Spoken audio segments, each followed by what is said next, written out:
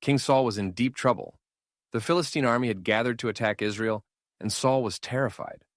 But God had stopped speaking to him. No dreams, no prophets, no answers. Saul had rejected God too many times, and now he was alone. In desperation, he turned to something forbidden. Though he had once banned witchcraft from the land, Saul disguised himself and went to a medium at Endor. He asked her to summon the prophet Samuel, who had already died. The woman was afraid, knowing Saul had outlawed such practices, but Saul swore to her that she would not be punished. So she began her ritual.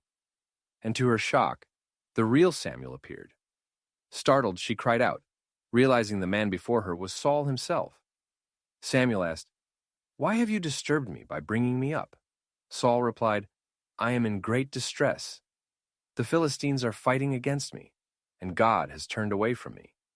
So I have called you to tell me what to do." But Samuel gave no comfort. He told Saul that because he had disobeyed God and rejected his word, the kingdom had been torn from him and given to David. Then Samuel declared the chilling prophecy, "Tomorrow you and your sons shall be with me, and the Lord will give Israel also into the hand of the Philistines."